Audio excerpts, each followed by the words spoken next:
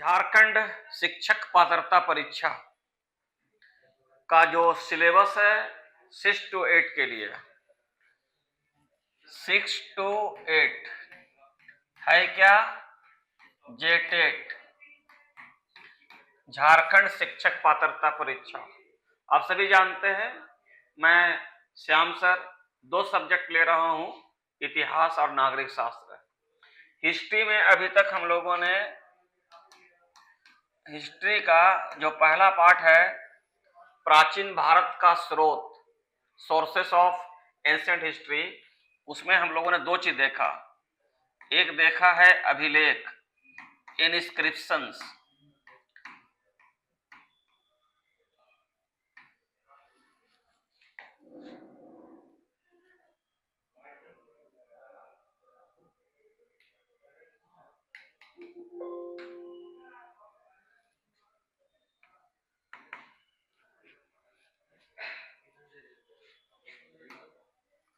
History में हम लोगों ने देखा है अभिलेख,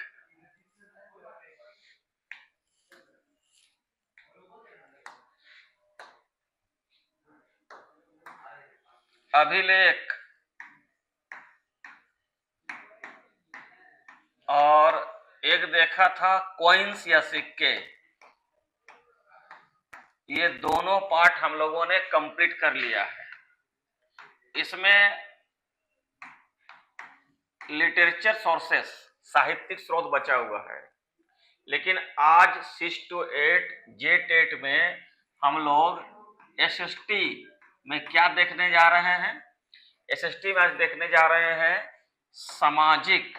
देखिएगा पहला आपका जो नाम है सेक्शन का, सामाजिक एवं नागरिक जीवन, नागरिक जीवन जिसे हम कहते हैं सोशल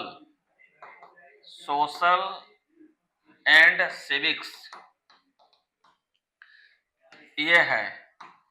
यानी कि पॉलिटिकल साइंस या पॉलिटी का जो टॉपिक आपका एसएसटी का, उसका नाम है सामाजिक एवं नागरिक जीवन, सोशल एंड सिविक्स। इसका जो फर्स्ट पहला टॉपिक है, यानी कि इसका जो फर्स्ट टॉपिक है वो है विविधता में एकता, विविधता में एकता, यानी कि यूनिटी इन डाइवर्सिटी, विविधता में एकता।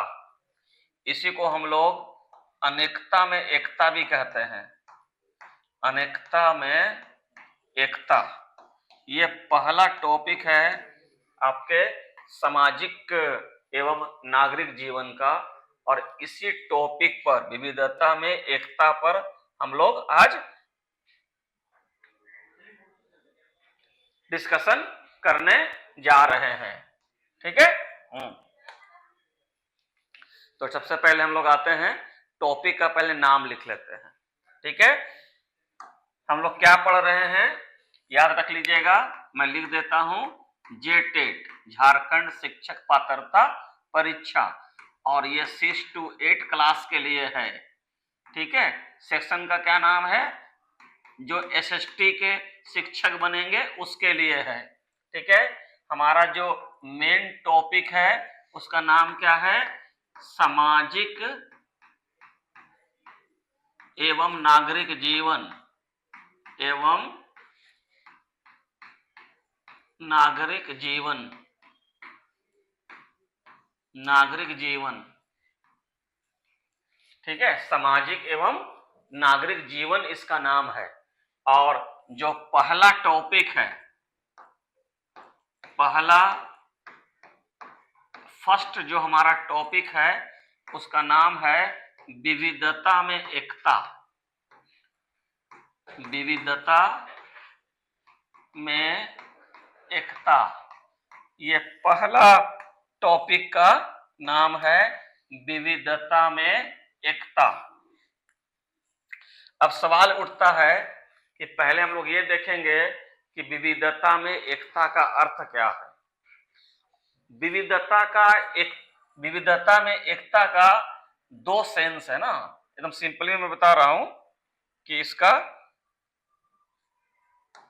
दो सेंस है। पहला सेंस है, इसको बोलते हैं बहुसंस्कृति, मल्टी कल्चर, ठीक है। और एक होता है एकल संस्कृति, यानी कि सिंगल कल्चर, ठीक है, या सेपरेट कल्चर इसको बोल सकते हैं। ये एक हो गया, ये दो हो गया, और तीसरा है धर्मनिरपेक्षता, सेकुलरिज्म, धर्म निरपेक्षता। इन तीनों को अगर आप बेहतर तरीके से समझ सकते हैं तो विविधता में एकता को भी समझ सकते हैं। और सवाल उठता है कि क्या भारत में विविधता में एकता पाई जाती है? विविधता में एकता पाई जाती है, इसी की जांच और पड़ताल हम लोग करते हैं। और आपसे यही एक्सपेक्टेशन भी है एसएसटी का टीचर बनने के लिए। पहले इन तीनों को समझ लीजिए। बहुसंस्कृति का मतलब क्या है? बहुसंस्कृति का मतलब है कोई भी एक ऐसा देश या राज्य जहां विभिन्न प्रकार के धर्म, जाति, रंग, लीप, उनकी भाषा के लोग रहते हैं, उनके बीच एक बेहतर तालमेल पाया जाता है, उनके बीच आपसी सहयोग की भावना पाई जाती है। जैसे मान लीजिए कि भारत एक देश है, एवं एक प्रकार का धागा है, और विभिन्न धर्म संप्रदाय के लोग मोतियां हैं। उन मोतियों से और उन धागों से एक सुंदर माला या हार बन जाता है। तो भारत में क्या है? बहुसंस्कृति है। तो भारत में बहुसंस्कृति का मतलब ये होता है कि विभिन्न संस्कृति धर्म के लोग यहाँ रहते हैं, ठीक है। तो भारत में बहुसंस्कृति पाई जाती है। एकल संस्कृति का मतलब होता है कि कोई एक धर्म की प्रधानता, कोई एक जाति, एक विशेष वर्ग की प्रधानता, और दूसरे वर्ग, दूसरे धर्म के लोगों को वहां पर उतनी शक्तियां, अधिकार या स्वतंत्रता नहीं दी जाती है जितना एक विशेष धर्म को दिया जाता है। जैसे कि आप देखिएगा कि इसका उदाहरण होगा इस्लामी देश। इस्लामी देश में क्या है कि वो धर्म प्रधान देश है, वहां एकल संस्कृति है। केवल मुसलमानों का जो कानून है, शरीयत बोलते हैं ना, मुस्लिम कानून को क्या बोलते हैं? शरीयत।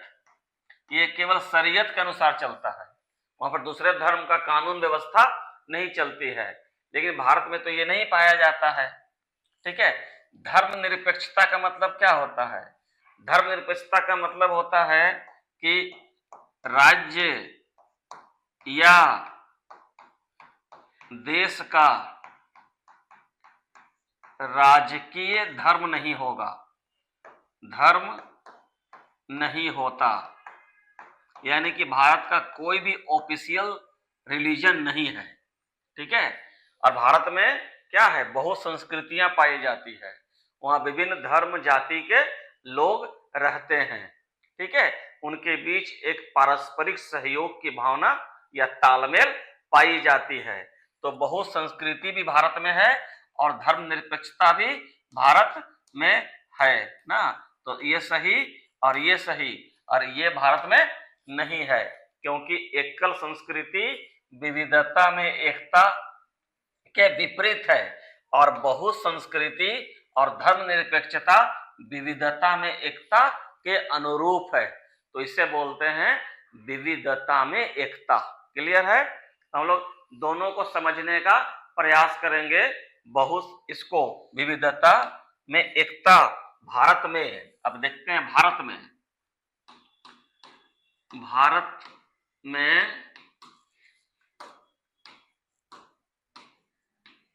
विविधता में एकता पाई जाती है, डाइवर्सिटी ऑफ इंडिया, ठीक है, यूनिटी इन डाइवर्सिटी। भारत में विविधता पाई जाती है। तो कैसे इसको पता चलेंगे? एक तो हमने ये पता कर लिया कि चूंकि भारत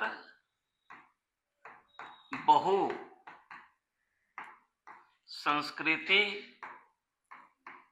का देश है, इसलिए भारत में विविधता में एकता पाई जाती है। ठीक है, ये एक। दूसरा है कि भारत एक धर्मनिरपेक्ष राज्य है। अब इसको कैसे हम प्रमाणित करेंगे कि भारत एक सेकुलर स्टेट है ना, इसको प्रूव करना होगा कि भारत एक धर्मनिरपेक्ष राज्य है। इसको कैसे आप प्रूव कीजिएगा? तो भारत एक सेकुलर स्टेट है या नहीं है, और यहां से एसएसटी टीचर के एग्जामिनेशन में यानी कि जेटेट में 6 to 8 में जो क्वेश्चन पूछे जाते हैं, ठीक है, तो उसमें एक चीज ये याद रखना है आपको कि भारत के मूल संविधान में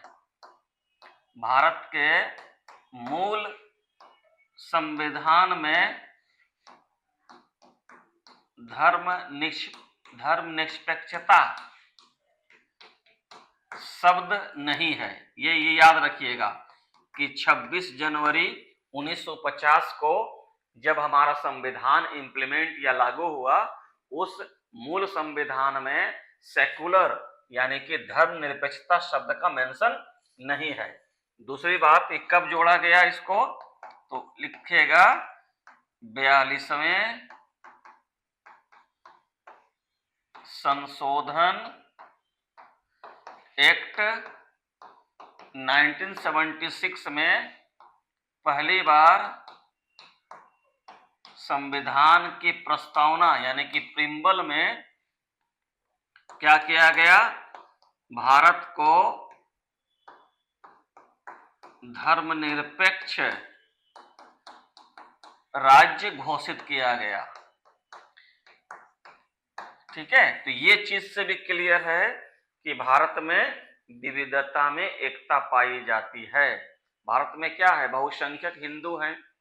ठीक है, अगर देखा जाए तो भारत में 80.5% हिंदू है। ठीक है, लगभग 14% के आसपास मुस्लिम है 2011 की सेंसस या जनगणना के अनुसार। ठीक है, और लगभग 2 से 3% सिख ईसाई ये सब शामिल हो जाते हैं। तो अब भारत में हिंदुओं की संख्या अधिक होने के कारण यहाँ एकल संस्कृति पाई जानी चाहिए, लेकिन ऐसा है नहीं। भारत में धर्मनिरपेक्ष राज्य होने के कारण या भारतीय संविधान का धर्मनिरपेक्ष होने के कारण यहाँ पर किसी एक समुदाय, किसी एक धर्म, जाति, उसकी भाषा और लिपि की वर्चस्व को स्थान न देते हुए सभी धर्म, सभी संप्रदाय, उनकी लिपि, उनकी संस्कृति की सुरक्षा, उनके विकास और उनके संरक्षण की गारंटी दी जाती है, जो ये बतलाता है कि भारत विविधता में एकता का उदाहरण प्रस्तुत करता है। ठीक है, चलिए अब देखते हैं कि भारत में विविधता की एकता को लेकर कुछ और प्रमाणित तथ्य है ना, जैसे कि संविधान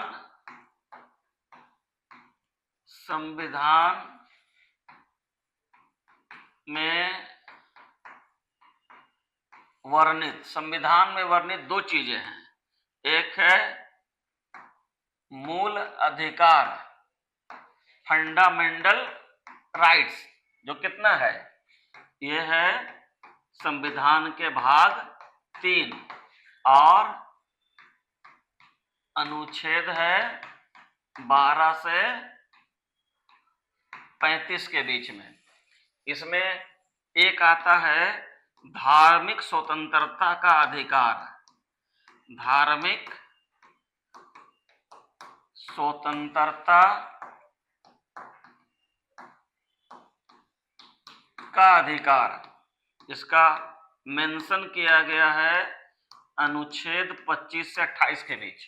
ठीक है, धार्मिक स्वतंत्रता का अधिकार 25 से 28 अनुच्छेद में भारतीय संविधान के अंतर्गत भारतीय नागरिकों को दिया गया है और अनुच्छेद 25 से 28 भारतीय नागरिकों को जो धार्मिक स्वतंत्रता दी गई है, इससे भी इस बात को समझा जा सकता है कि भारत में विभिन्न धर्म संप्रदाय के लोगों को उनके धर्म के मामले में पूजा पाठ करने, पूजा पाठ संबंधी जो भी चीजें हैं उसको अंतःकरण की आजादी के नाम पर उनको दिया गया है। अपने ढंग से, चाहे वो बहुसंख्यक हो, चाहे अल्पसंख्यक हो, माइनॉरिटी हो, मेजोरिटी हो, उनको अपने धर्म के अनुसार पूजा पाठ करने, उपासना करने, प्रार्थना करने, अपने धर्म के अनुसार शैक्षणिक संस्थान, एजुकेशनल इंस्टीट्यूशंस स्थापित करना, उसको प्रबंध या मैनेजमेंट करना, उनको ऑपरेट करना, ये सारी चीजें उन्हें दी गई है। और ये तभी संभव होगा जब भारत एक विविधता में एकता वाला देश होगा। ठीक है, जैसे कि ऐसे बाद में आएगा टॉपिक तो मैं डिटेल बताऊंगा। अनुच्छेद 25 जो है वो अंतःकरण की स्वतंत्रता प्रदान करता है।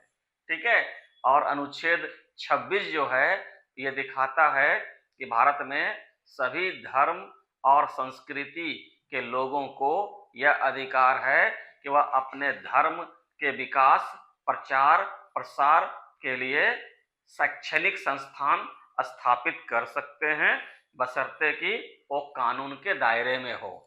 ठीक है, उसी तरफ देखिएगा अनुच्छेद 27 है जो किसी प्रकार के धर्म के नाम पर चंदा वसूलने को प्रतिबंधित करता है।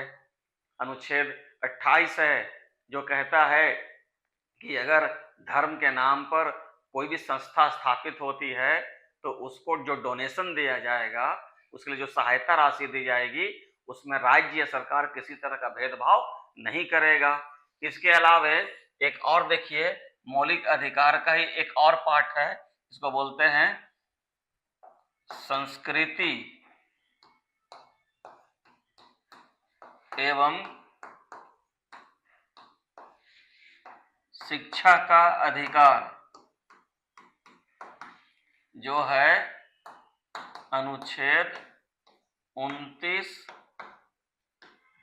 और 30।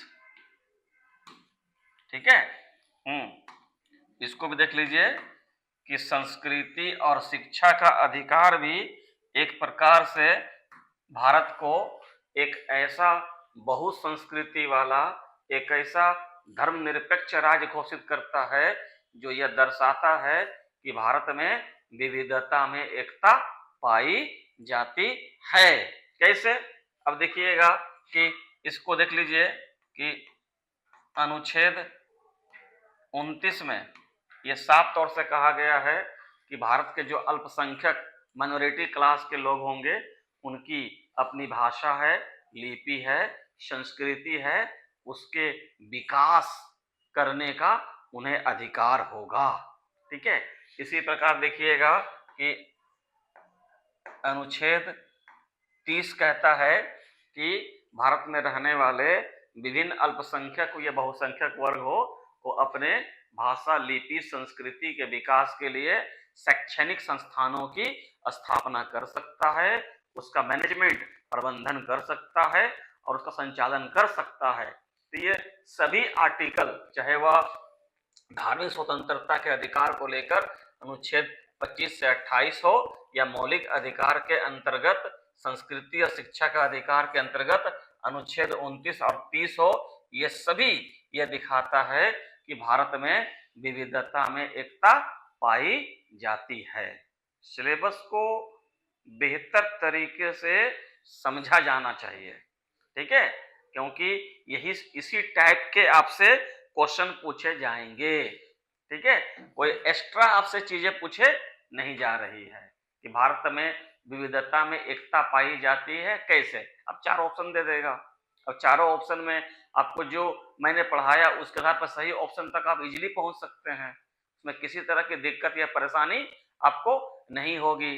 भारत में विविधता में एकता या अनेकता में एकता पाई जाती है, इसको अगर आप एनालिसिस कीजिएगा तो आपको पहला चीज क्या मिलेगा कि भारत एकल संस्कृति का उदाहरण नहीं है, क्योंकि यहाँ पर किसी एक विशेष धर्म, समुदाय, संस्कृति, उसकी भाषा, लिपि को एकाधिकार प्राप्त नहीं है, पहली चीज। दूसरी चीज कि भारत बहुसंस्कृति का उदाहरण पेश करता है। क्यों? क्योंकि यहाँ पर विभिन्न धर्म, जाति और संस्कृति के लोग आपस में मिलजुल कर रहते हैं। ठीक है। और उसके बाद आप देखिएगा तीसरी बात कि भारत एक धर्मनिरपेक्ष राज्य है। ठीक है। उसके बाद देखिएगा कि भारत में विभिन्न धर्म संप्रदाय के लोगों को उनकी सुरक्षा, उनके धर्म के संरक्षण, उनकी भाषा, संस्कृति को प्रोटेक्शन देने की गारंटी संविधान द्वारा दी गई है। अब देखिए इसमें ये भी देखेंगे कि भारत में विविधता की एकता जो पाई जाती है, भारत में विविधता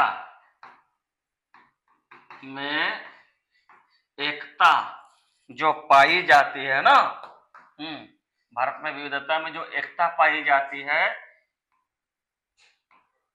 इसके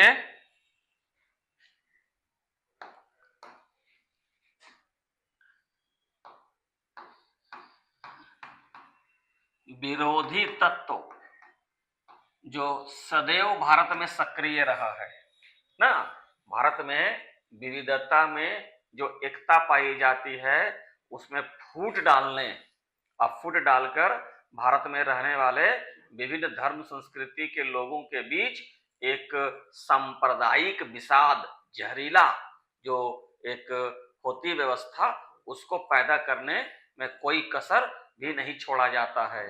जैसे कि अब देखिएगा पहला है संप्रदायवाद। इसके अंतर्गत देखिएगा अक्सर देश में हिंदू मुस्लिम राइट होते रहता है। संप्रदायवाद की जो उत्पत्ति है ना, वो अब देखिएगा 1909 के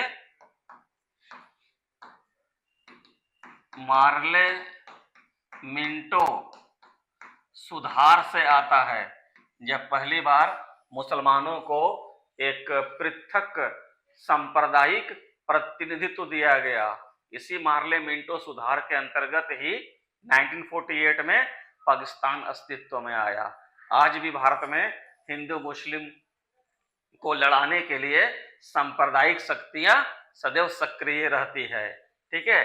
दूसरा है जातिवाद, जातीयवाद। भारत में रहने वाले सैकड़ों धर्म जाति के जो लोग हैं, जो जातियों में बटे हुए हैं, जिसके कारण विविधता में एकता के लिए वो खतरा बन जाता है। क्योंकि जातिवाद क्या है, कास्टिज्म क्या है? कास्टिज्म का मतलब होता है कि जब आप अपनी जाति को दूसरे जाति की तुलना में ज्यादा महत्व देते हैं और अपनी जाति को दूसरी की जाति पर स्थापित करने का प्रयास करते हैं, उससे विविधता की जो एकता भारत में पाई जाती है वो खतरे में आ जाती है। ठीक है। तीसरा है क्षेत्रवाद। क्षेत्रवाद का मतलब होता है कि किसी विशेष क्षेत्र के प्रति इतना लगाव हो जाना जिससे कि राष्ट्रीय भावना कमजोर पड़ जाए, तो ये भी विविधता में एकता के मार्ग में बड़ा ही खतरनाक एक चीज है। ठीक है। इससे बहुत सारी चीजें गिनाई जा सकती है, जैसे कि चौथा है नक्सलवाद। ठीक है। नक्सलवाद का जन्म पश्चिमी बंगाल के एक छोटे से गांव से हुआ, जिसे हम नक्सलबाड़ी के नाम से जानते हैं। आज पूरे भारत में लाखों लोगों की जानें चली गई है। ये राष्ट्र विरोधी, समाज विरोधी तत्व होते हैं। ठीक है। इसके बाद देखिएगा